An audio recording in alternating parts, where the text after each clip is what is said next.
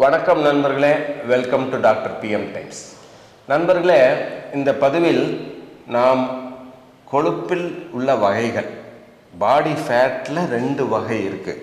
ஒன்று white fat, ரெண்டாவது brown fat. White fat அல்லது ஒயிட் அடிப்போஸ் டிஷ்யூ வேட்னு சொல்லுவாங்க. ப்ரௌன் ஃபேட் இல்லது ப்ரௌன் அடிப்போஸ் டிஷ்யூ பேட்னு சொல்லுவாங்க. ஸோ இந்த ஒயிட் ஃபேட்டுங்கிறது தான் விசரல் ஃபேட், அதாவது வயிற்று பகுதிக்குள்ள இருக்கிற ஆர்கன்ஸை சுற்றி ஒரு குஷன் மாதிரி, ஒரு பேடு மாதிரி இருந்துட்டு இன்ஜுரியிலேருந்து ப்ரிவெண்ட் பண்ணுறது. அதுதான் மெயினாக ஒயிட் ஃபேட். அது ஒமண்டத்தில் இருக்கும், ஸ்டொமக் சுற்றி இருக்கும். அதுதான் main store house for energy. It's a store house for energy.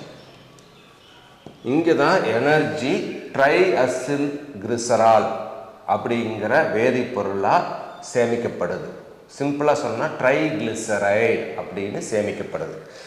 Brown adipose tissue எங்கே இருக்குன்னா, இது குழந்தைகளுக்கு ஜாஸ்தியாக இருக்கும், மோர் இன் சில்ட்ரன்.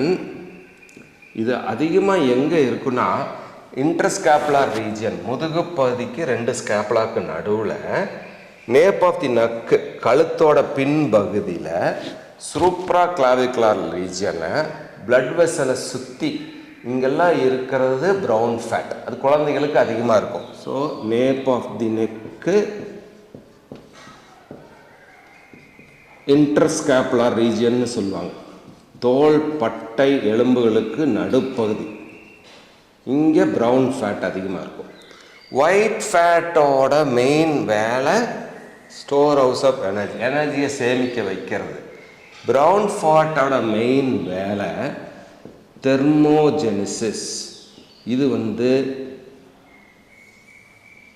நம்ம உடம்பை சூடாக வைத்திருப்பதற்கு, எஸ்பெஷலி குழந்தைகளோட டெம்பரேச்சர் மெயின்டைன் பண்ணுறதுக்கு இந்த ப்ரௌன் ஃபேட் ரொம்ப ரொம்ப உதவியாக இருக்கும். குளிர் பிரதேசங்களில் இதோட உதவி ஜாஸ்தி. ப்ரௌன் ஃபேட் அதிகமாக இருக்க அவங்களுக்கு தொந்தரவு, பக்க விளைவுகள் கம்மி. ஒயிட் ஃபேட்டு தான் ஒபிசிட்டியில் ஜாஸ்தியாக இருக்கும். Brown fat content is inversely proportional to ஒபிசிட்டின்னு சொல்லுவாங்க. Brown fat protects against obesity. So thin lean individual, muscular இண்டிவிஜுவலுக்கு ப்ரௌன் ஃபேட், குழந்தைகளுக்கு ஜாஸ்தியாக இருக்கும். தின் லீன் ஃபிட்டான இண்டிவிஜுவலுக்கு ப்ரௌன் ஃபேட் ஜாஸ்தியாக இருக்கும். இந்த ஒயிட் ஃபேட்டிலிருந்து கிடைக்கிறது ஏடிபி, எனர்ஜி கிடைக்குது. வேறஸ் ப்ரௌன் ஃபேட்லேருந்து கிடைக்கிறது ஹீட், தெர்மோஜெனிஸ், ஹீட் கிடைக்குது. ஸோ ஒயிட் ஃபேட்டில் ஏடிபி எனர்ஜி கிடைக்குது, ப்ரௌன் ஃபேட்டில் ஹீட் கிடைக்குது. எதுக்கு இந்த பேர் ஒயிட் ப்ரௌனு? அந்த கலர்னால. எப்படி இந்த கலர் மேல்படுதுன்னா, ப்ரௌன் ஃபேட்டோட பிளட் சப்ளை ஜாஸ்தி கம்பேரிட்டிவ்லி. அப்புறம் comparatively they are polygonal cells, polygonal செல்ஸுமாங்க, polygonal cells. they are polygonal cells. அதில் மைட்டோகாண்ட்ரியா ஜாஸ்தியாக இருக்கும். they are polygonal in nature, more of mitochondria. blood supplyயும் ஜாஸ்தி. இதனால் ப்ரௌன் ஃபேட்டில் இருந்து we get heat, ஒயிட் ஃபேட்டில் we get ATP, எனர்ஜி. இந்த அடுத்த பதிவில் நாம் ஒயிட் ஃபேட்டில் எப்படி ட்ரைகிளிசரைட் சேருது அப்படிங்கிறத தெளிவாக பார்க்கலாம். அந்த ட்ரைகிளிசரைட் எங்கிருந்து வருது, இதுக்கான சோர்ஸ் என்ன அப்படிங்கிறத தெளிவாக பார்க்கலாம்.